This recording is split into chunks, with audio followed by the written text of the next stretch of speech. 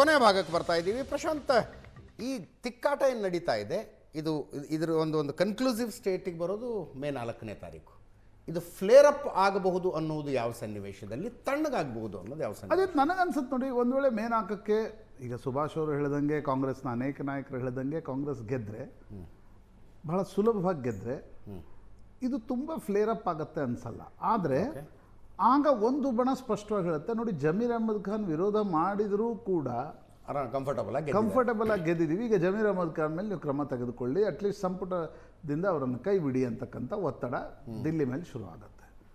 ಒಂದು ವೇಳೆ ಕಾಂಗ್ರೆಸ್ ಏನಾದರೂ ಈ ತಲ್ಲಣಗಳಿಂದ, ಯಾಕಂದರೆ ಈಗ ಮಲ್ಲಿಕಾರ್ಜುನ್ ಅವರು ಹೇಳ್ತಿದ್ದಾರೆ ಭಾಳ ಕಡಿಮೆ ಅಂತರದಿಂದಾದರೂ ಗೆಲ್ತೀವಿ ಅಂತ.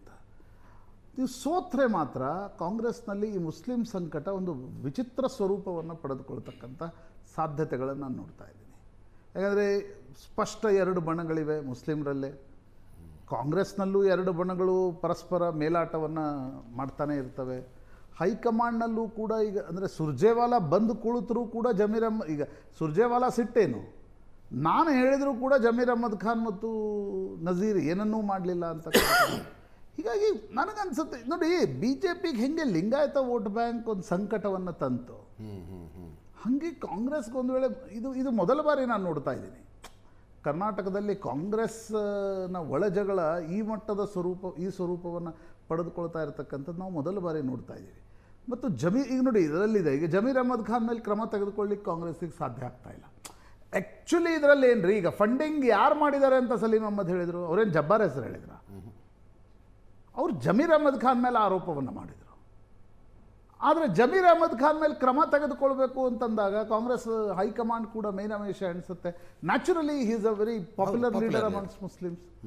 ಹೀಗಿರುವಾಗ ನನಗನ್ಸುತ್ತೆ ದಾವಣಗೆರೆಯ ಗೆಲುವು ಮತ್ತು ಸೋಲು ಅದು ಕಾಂಗ್ರೆಸ್ನಲ್ಲಿ ಒಂದು ವಿಚಿತ್ರ ತಲ್ಲಣಗಳನ್ನು ಉಂಟು ಮಾಡಿದೆ. ಗೆದ್ದರು ಸೋತರು ಸಂಪೂರ್ಣವಾಗಿ ತಣ್ಣಗಾಗೋದಿಲ್ಲ. ಪ್ರಶಾಂತ್ ನಾಥೂರ್ ಅವರು ಅಸಂಪ್ಷನ್ ಮೇಲೆ ಮಾತಾಡ್ತಾ ಇದ್ದಾರೆ ಬಿಟ್ಟರೆ ವಾಸ್ತವ ಅಲ್ಲ. ಭಾಳ ಸ್ಪಷ್ಟವಾಗಿ ಹೇಳ್ತಾ ಇದ್ದೀನಿ, 15ರಿಂದ 20,000 ಲೀಡಲ್ಲಿ ದಾವಣಗೆರೆ ದಕ್ಷಿಣ ಕ್ಷೇತ್ರದ ಉಪಚುನಾವಣೆಯಲ್ಲಿ ಕಾಂಗ್ರೆಸ್ ಪಕ್ಷ ಗೆಲ್ಲುತ್ತೆ.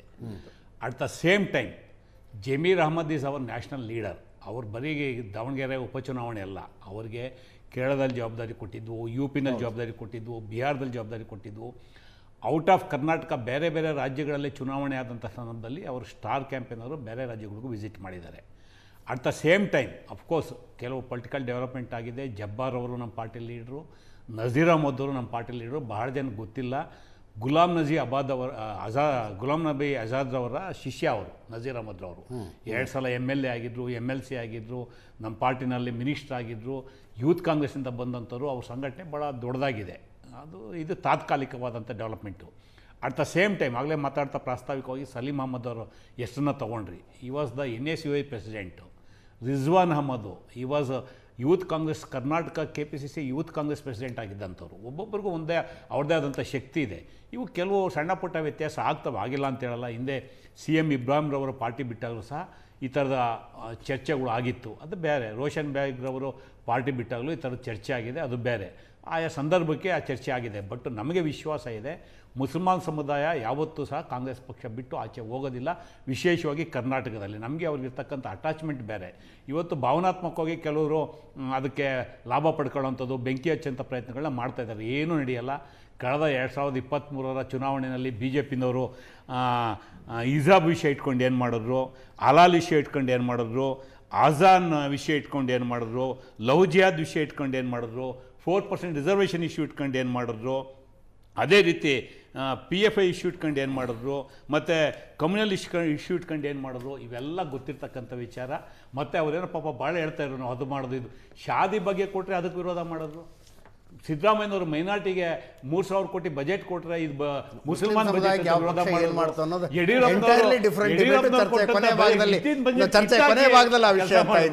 ಹಾಗಾಗಿ ಸುಭಾಷ್ ಚಂದ್ರ ಅವರೇ, ಒಂದು ಕ್ವಿಕ್ ಕ್ವಶನ್. ಇಡೀ ಬೆಳವಣಿಗೆಯಲ್ಲಿ ಸಿದ್ದರಾಮಯ್ಯನವರ ಪಾತ್ರ ಏನು? ಯಾವ ಪಾತ್ರವನ್ನು ನಿರ್ವಹಿಸಬಹುದಾಗಿತ್ತು ಅವರು? ನಾನು ರಾಜಣ್ಣವರ ಸ್ಟೇಟ್ಮೆಂಟ್ನ ಆಧಾರವಾಗಿ ಇಟ್ಕೊಂಡು ಹೇಳ್ತಾ ಇದ್ದೀನಿ. ಸಿದ್ದರಾಮಯ್ಯನವರ ಅಸಹಾಯಕತೆಯನ್ನು ನೋಡ್ತಾ ಇದ್ರೆ ಯಾರೋ ಮಾಟ ಮಾಡಿಸಿದಾರೇನೋ ಅವ್ರ ಮೇಲೆ ಅಂತ ಡೌಟ್ ಬರ್ತಾ ಇದೆ ನನಗೆ ಅಂದರು ರಾಜಣ್ಣ. ಇಲ್ಲ, ನಾನು ಸಿದ್ದರಾಮಯ್ಯವರು ಭಾಳ ಹತ್ತಿರದಿಂದ ಜೊತೆ ಕೆಲಸ ಮಾಡಿದ್ದೀನಿ. ಸಿದ್ದರಾಮಯ್ಯವರು ಅಷ್ಟು ಅಸಹಾಯಕರೇನಲ್ಲ ಅವರು. ಅವರು ಸಂದರ್ಭಕ್ಕೆ ತಕ್ಕಂತೆ ಇವತ್ತಿನ ಚುನಾವಣೆಯಲ್ಲಿ ಅವ್ರು ಏನು ಮಾಡಬೇಕು ಅವ್ರ ರೋಲನ್ನು ಅವ್ರು ನಿಭಾಯಿಸಿದ್ದಾರೆ. ನಾನು ಈ ಒಂದು ಮಾತನ್ನು ಹೇಳಿ ನಾನು ಮುಗಿಸ್ಬಿಡ್ತೀನಿ. ಕಳೆದ 15 ದಿವಸಗಳಿಂದ ಪತ್ರಿಕೆಗಳಲ್ಲಿ ಒಡ್ಡು ಇರ್ಬೋದು, ದಿನೇಶ್ ಅಮೀನ್ಮಟ್ಟಿ ಇರ್ಬೋದು, ಮೈಚಾ ಜಗದೀಶ್ ಇರ್ಬೋದು, ವಿಠಲ್ ಮೂರ್ತಿ ಇರ್ಬೋದು, ಪ್ರಶಾಂತ್ ಅವರ ರಿವ್ಯೂ ಇರ್ಬೋದು, ಇವೆಲ್ಲವನ್ನೂ ಕಾಂಗ್ರೆಸ್ ಪಾರ್ಟಿ ಗಮನಿಸಿದರೆ ನಾವು ಇನ್ನೂ ಒಳ್ಳೆ ಚುನಾವಣೆಯನ್ನು ಮಾಡ್ಬೋದಿತ್ತು. ನಾವು ಕಾಂಗ್ರೆಸ್ ಪಾರ್ಟಿ ಎಲ್ಲಿ ಸ್ವಲ್ಪ ನಮಗೆ ವೀಕ್ ಆಗಿದೆ ಅನ್ನೋದನ್ನು ಪತ್ರಿಕೆ ಮುಖಾಂತರ ತೋರಿಸ್ಕೊಟ್ರು.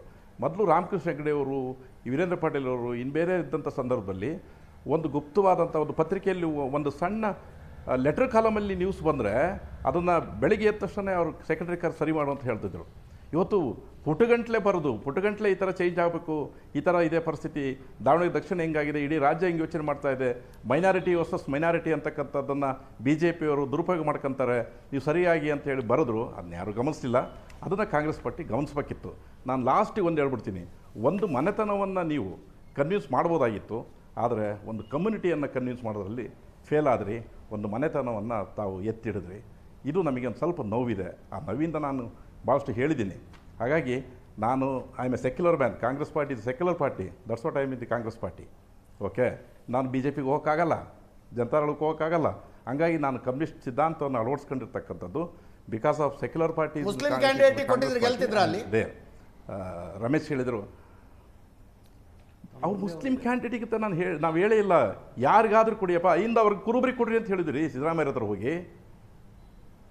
ಬಿಡಿ, ಆ ಹುಡುಗ ಸಣ್ಣ ಹುಡುಗ ಇದ್ದಾನೆ, ಮಲ್ಲಿಕಾರ್ಜುನ ಮಗ, ನಮಗೆ ನಮ್ಮ ಮಗನ ಸಮಾನ ಅವನು. ಇನ್ನೂ ಸ್ವಲ್ಪ ನಿಧಾನಕ್ಕೆ ಕೊಡಿ. ಅವ್ರ ಮನೆಯಲ್ಲಿ ಗಣೇಶ್ ಇದ್ರಲ್ರಿ, ಶಿವಶಂಕರಪ್ಪರು ಇನ್ನೊಬ್ಬರು ಮಗ, ಅವ್ರಿಗೆ ಕೊಡ್ಬೋದಿತ್ತಲ್ಲ. ಗಂಡ ಹೆಂಡತಿ ಇಬ್ಬರು ಅಧಿಕಾರದಾಗಿದ್ದಾರೆ ಅನ್ನೋದು ಒಂದು ನಮ್ಮ ಅಭಿಪ್ರಾಯ ಇತ್ತು ಅವತ್ತು. ಆ ಅಭಿಪ್ರಾಯ ನಾವು ವ್ಯಕ್ತಪಡಿಸಿದ್ವಿ. ಅದು ಮೀಡಿಯಾ ಮುಖಾಂತರ ಹೇಳಿದ್ವಿ, ಪತ್ರಿಕಾಗೋಷ್ಠಿಯಲ್ಲಿ ಹೇಳಿದ್ವಿ, ಪಬ್ಲಿಕ್ ಮೀಟಿಂಗ್ ಹೇಳಿದ್ವಿ.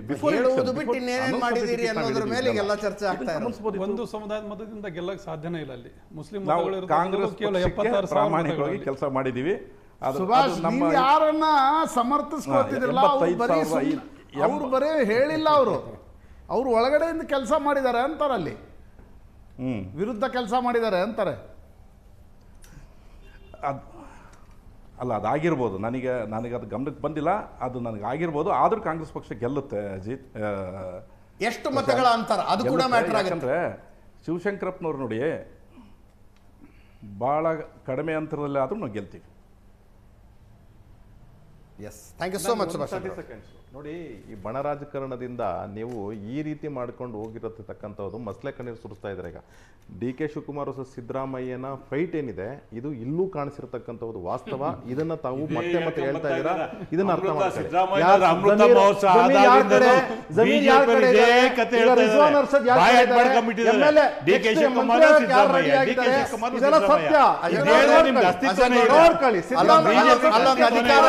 ಅಲ್ಲೊಂದು ಅಧಿಕಾರ ಇದೆ, ಅಲ್ಲೊಂದು ಮುಖ್ಯಮಂತ್ರಿ ಸ್ಥಾನ ಇದೆ, ಅಲ್ಲಿ ಬಣ ಬಡಿದಾಟ understandable. Thank you so much Muralidhar, thank you Subhash Chandra ಅವರೇ, ಥ್ಯಾಂಕ್ ಯು ಪ್ರಶಾಂತ್. ಇದರೊಂದಿಗೆ ಇವತ್ತಿನ ಲೆಫ್ಟ್ ರೈಟ್ ಅಂಡ್ ಸೆಂಟರ್ ಮುಗಿಸ್ತಾ ಇದ್ದೀವಿ. ನೇರ ದಿಟ್ಟ ನಿರಂತರ ಸುದ್ದಿಗಾಗಿ ನೋಡ್ತಾ ಇರಿ ಏಷ್ಯಾನೆಟ್ ಸುವರ್ಣ ನ್ಯೂಸ್.